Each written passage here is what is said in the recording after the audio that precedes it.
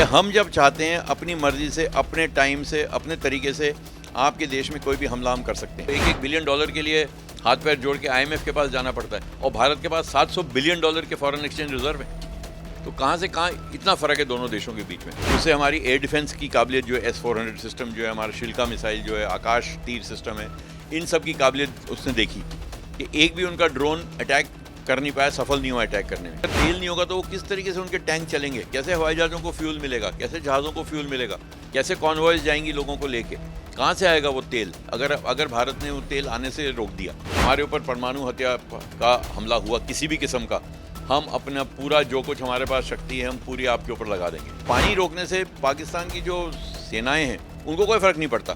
फ़र्क पड़ेगा उस किसान को, फ़र्क पड़ेगा उस देश को। क्या आपका मकसद है जिसके लिए आप युद्ध करना चाहते हैं, ये बहुत ज़रूरी है इस्टेब्लिश करना। नमस्ते, मैं शुभम और आपने देखना शुरू कर दिया है नर्डिक न्यूज़। पहलगांव पर जो आतंकवादी हमला हुआ था उसके बाद से अभी तक भारत और पाकिस्तान के बीच तनाव की स्थिति बनी हुई है। लगातार आप तक खबरें आ रही होंगी, आप देख रहे होंगे किस तरीके से ड्रोन के द्वारा हम लोग या पाकिस्तान हमारे ऊपर हमला कर रहा है। भारत सरकार ने कहा है कि अगर भारत पर कोई भी आतंकवादी हमला होता है तो वह युद्ध का संकेत माना जाएगा। अब इस मुद्दे पर बात करने के लिए हमारे पास नेवी से रिटायर्ड अनिल जय सिंह जी मौजूद, से बातचीत करते हैं। भारत और पाकिस्तान के बीच क्या होने वाला, अभी तक क्या क्या हुआ है। सर, सबसे पहले तो आपका स्वागत है हमारे चैनल में। थैंक यू वेरी मच आपके चैनल पे आने के लिए, आपने इनवाइट किया मुझे। सर, जिस तरीके से भी जो फिलहाल की स्थिति बनी हुई है, अगर मैं देश के लोगों की बात करूं, युवाओं की बात करूं, हमारे लोगों में जज्बा, एक जुनून है कि युद्ध हो जाए, युद्ध हो जाना चाहिए, पाकिस्तान का इस बार खात्मा हो जाना चाहिए। इसके ऊपर आप क्या कहेंगे? देखिए, जज्बा और जुनून तो बना हुआ है क्योंकि गुस्सा तो सबको आया हुआ है कि इतनी बेरहमी से और इतने गंदे तरीके का इन्होंने आतंकवादी हमला जो पहलगाम में किया। पहली बार कई सालों में ऐसा हुआ है कि निहत्थे सिविलियन लोगों को खुलेआम पॉइंट ब्लैंक रेंज पे बंदूक से मारा गया है। अभी तक तो आतंकी हमले 40 साल से हम देख रहे हैं, पर हमेशा या तो सिक्योरिटी फोर्सेस पे होते थे या किसी मिलिट्री इंस्टॉलेशन पे होते थे, तो उनके यहाँ कुछ ना कुछ तैयारी हो रही थी। ये तो बेचारे लोग, मासूम लोग गए थे वहाँ, अपना कोई हनीमून मनाने गया था। हमारे नेवी का ही अफसर थे, एक लेफ्टिनेंट विजय नरवाल, जिनकी 4 दिन पहले उससे शादी हुई थी, और वो फ़ोटो तो मेरे ख्याल से दिमाग में हमेशा बनी रहेगी, जो उनकी वाइफ उनके बराबर बैठी हुई हैं। तो ऐसे जो और फिर ऊपर से उनका ये पूछना कि आप हिंदू हैं कि नहीं हैं, और जो जिसने कहा कि मैं हिंदू हूँ यहाँ, कि आप साबित कीजिए कि आप हिंदू नहीं हैं, अगर हिंदू हैं तो गोली मार दी, और बच्चों को और बीवियों को नहीं मारी कि आप जाके मोदी को कहना। ये सब एक बहुत ही नीच किस्म की हरकत थी, और मेरे ख्याल से बहुत ज़रूरी था कि इसका मुंह तोड़ जवाब दिया जाए। लोगों ने कहा इतना टाइम क्यों लग रहा है, क्योंकि ये जो चीज़ें होती हैं इनको जल्दबाजी में नहीं करना चाहिए। क्योंकि अगर आपको विजय हासिल करनी है, अगर आपको एक ऐसे नतीजे पे पहुंचना है जिससे दूसरे आदमी को चोट लगे, तो आपको बड़े सोच समझ के करना है। पाकिस्तान भी कोई छोटा देश नहीं है, बड़ा देश है, बड़ी उसकी फ़ौज है, आतंक को वो सपोर्ट करता है। हम कई साल से देख रहे हैं कि पाकिस्तान का रवैया हम देख रहे हैं कई सालों से। आज तक हमारे इतने युद्ध हुए पाकिस्तान के साथ, इतने साल उन्होंने आतंकवाद को सपोर्ट किया इंडिया में, पर इंडस वाटर ट्रीटी को अबेंस में रखने का जिक्र भारत ने कभी नहीं किया था। 65 की लड़ाई हुई, 71 की लड़ाई हुई, 99 की लड़ाई हुई, हमने कभी नहीं कहा कि हम आपका पानी रोक देंगे, क्योंकि पानी रोकने से पाकिस्तान की जो सेनाएं हैं उनको कोई फ़र्क नहीं पड़ता। फ़र्क पड़ेगा उस किसान को, फ़र्क पड़ेगा उस देश को, जब क्रॉप्स नहीं होंगे या फैमिन आएगा या फ्लडिंग हो जाएगी या जो भी होगा। पहली बार हमने ये मैसेज दिया पाकिस्तान को, ये संदेश दिया। हमें भी मालूम था कि इंडस वाटर ट्रीटी को अबेंस में रखने का ये मतलब नहीं है कि अगले 5 मिनट में हम पानी बंद कर देंगे। तो ये एक संदेश था कि देखिए, अब की बार हम आपसे तंग आ गए हैं, आप जो ये टेररिज्म को सपोर्ट दे रहे हैं इसको बंद कीजिए, नहीं तो हम हमला टेररिस्ट के ऊपर ही नहीं, हमला मतलब जब मैं कहता हूँ तो ये नहीं कहता कि सेनानी हमला, पर अब हम आपके स्टेट को टारगेट करेंगे, आपके देश को टारगेट करेंगे। और ये एक मेरे ख्याल से ये संदेश था। नो अटैक करना कोई आसान काम नहीं होता है, कि हम जब चाहते हैं अपनी मर्जी से, अपने टाइम से, अपने तरीके से आपके देश में कोई भी हमला हम कर सकते हैं। देख रहा है कि पाकिस्तान का अगला कदम क्या होता है। पाकिस्तान ने उसके बाद हमारे ऊपर ड्रोन अटैक किए, 300-400 ड्रोन फायर किए, राजस्थान से लेके पंजाब तक जितने उनको एयरफील्ड दिखी हमारी, सबके ऊपर अटैक हुए। उससे हमारी एयर डिफेंस की काबिलियत जो है, S-400 सिस्टम जो है, हमारा शिल्का मिसाइल जो है, आकाश तीर सिस्टम है, इन सब की काबिलियत उसने देखी कि एक भी उनका ड्रोन अटैक कर नहीं पाया, सफल नहीं हुआ अटैक करने में। तो उनको ये भी अब काबिलियत हमारी पता लग गई है। हम ड्रोन भेजते हैं, उनके ऊपर हमला होता है, हम देखते हैं ये हमला कहाँ से आया, इनकी जो एयर डिफेंस की जो साइट्स हैं कौन सी हैं, कहाँ पे कौन सी बंदूक इनकी एयर डिफेंस की है, कहाँ से किस किस्म का, कहाँ से रॉकेट आ रहे हैं, कहाँ से मिसाइल आ रहे हैं, कहाँ से मशीन गन के राउंड्स आ रहे हैं। कहाँ कोई वीक स्पॉट है जहाँ जिसका हम फ़ायदा उठाया जा सकता है। इस सब का एहसास करने के लिए ये सब प्रोबिंग के अटैक्स हो रहे हैं। अगर पाकिस्तान ने सोचा कि हम इस युद्ध को आगे बढ़ाना चाहते हैं तो भारत फिर चूकेगा नहीं, पर पहला कदम पाकिस्तान को लेना पड़ेगा। मेरे ख्याल से हम पहला कदम नहीं लेंगे, क्योंकि युद्ध एक साधन है, एक नतीजा नहीं है।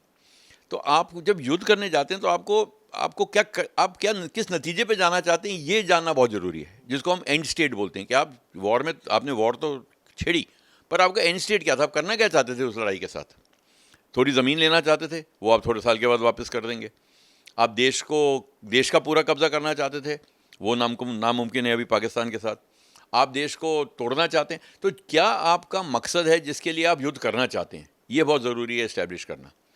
जब तक ये नहीं होता तो युद्ध तो चलता रहेगा। जैसे अब रशिया यूक्रेन का 3 साल से चल ही रहा है युद्ध। अगर पाकिस्तान ने एस्केलेट किया तो फिर हमारा एंड स्टेट ये होगा कि पाकिस्तान को युद्ध में हराना है, और फिर हमारे पास जो हमारी सैनानी काबिलियत है वो हम पूरे ज़ोर से पाकिस्तान के ऊपर लगाएंगे।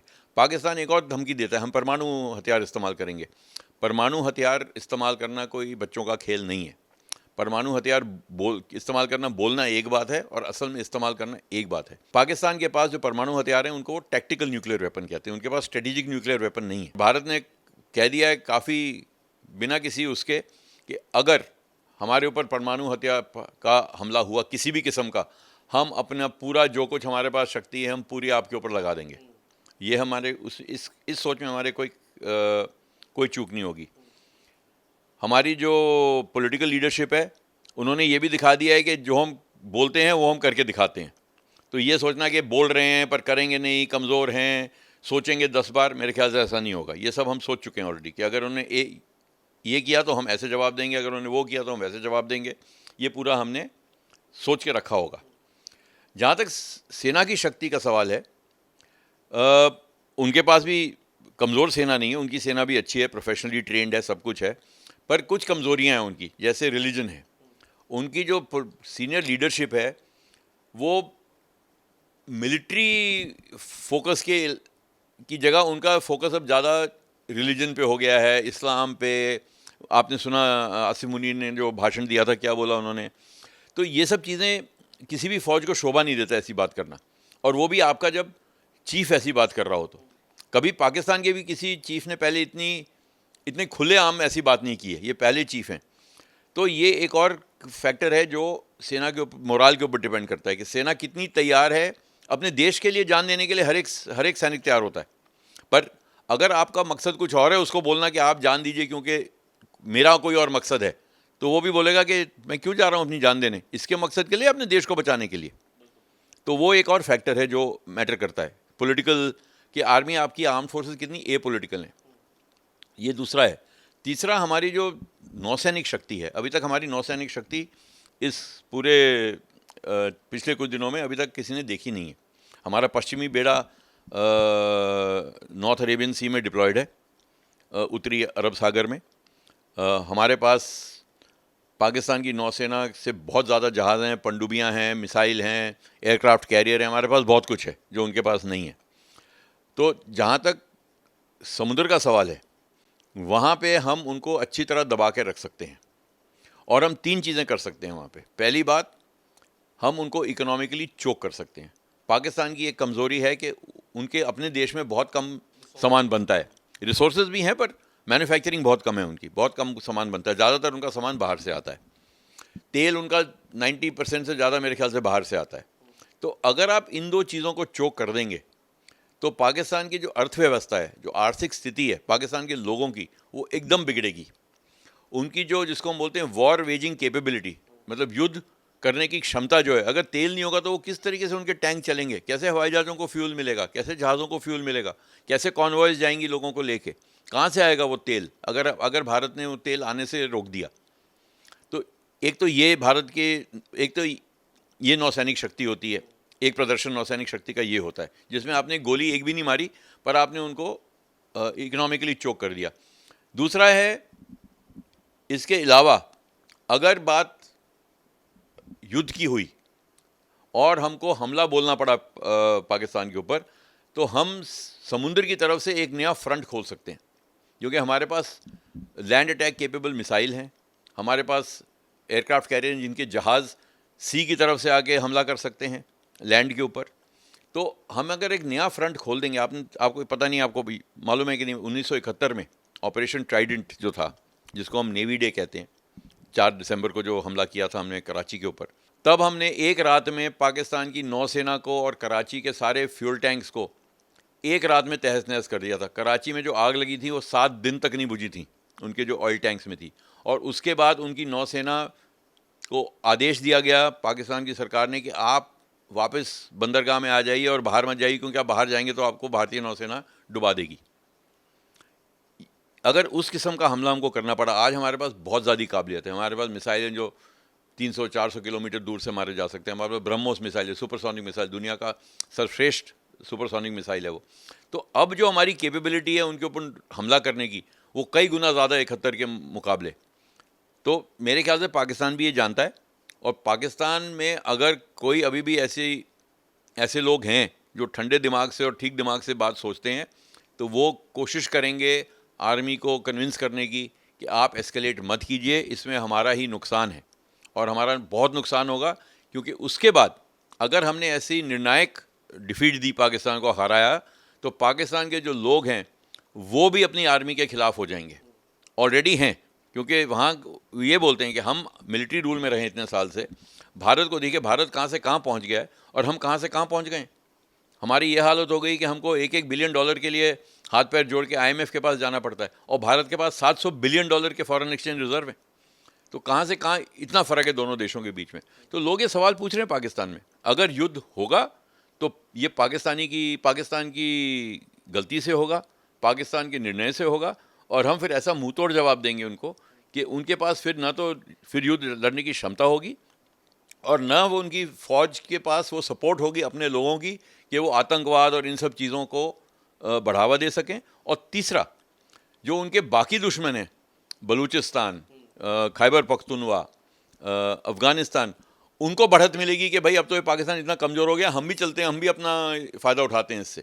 तो पाकिस्तान को चारों तरफ से नुकसान ही नुकसान है अगर इस युद्ध को उन्होंने एस्केलेट किया। पर अब देखना होगा अगले 1 आध दिन में क्या वो निर्णय लेते हैं और किस तरीके से युद्ध ख़त्म होता है। जहाँ तक अंतर्राष्ट्रीय प्रेशर का सवाल है, हमने दुनिया को बता दिया कि देखिए पहलगाम पहली बात तो हुआ जब वाइस प्रेसिडेंट वैंस यहाँ पे थे, तो दुनिया ने देख लिया कि इसमें हमारा कोई नहीं, उन्होंने आके ऐसा इसी गंदी तरीके से ये हमला किया, तो वो दुनिया ने देख लिया। हमारे प्रधानमंत्री सऊदी अरेबिया में थे, सऊदी अरेबिया पाकिस्तान का खास दोस्त रहा है इतने सालों। अब सऊदी अरेबिया का भी जो लॉयल्टी है वो भारत की तरफ शिफ्ट हो रही है धीरे धीरे। तो पाकिस्तान को लग रहा है कि वो आइसोलेट होता जा रहा है उधर, उसके पास कोई दोस्त नहीं है, कोई नहीं है। तो अगर वो और ऐसे कदम उठाएगा तो जो एक आधा बचा भी है, जैसे तुर्की है या चीन है, वो भी बोलेंगे कि भाई हद हो गई, हमने आपको सपोर्ट किया, यहाँ इस हद तक सपोर्ट किया, पर आप तो रुक ही नहीं रहे हैं, इसके बाद तो हम भी नहीं कर पाएंगे आपको सपोर्ट इसके बाद। तो मेरे ख्याल से पाकिस्तान ऐसी पोजीशन में है अभी, ये उन्हीं के हित में है कि वो इस युद्ध को किसी तरीके से, या युद्ध नहीं, जो अभी स्थिति है इसको किसी तरीके से शांत करें, चाहे वो अमेरिका को रिक्वेस्ट करें या सीज़ फायर मांगें या जो भी तरीका वो ढूंढें करने का। पर मेरे ख्याल से उनका भला इसी में है कि ऐसा करें, क्योंकि हम तैयार हैं पूरी तरह से। आप देख रहे हैं नेट्रिक न्यूज, साहस सच कहने का।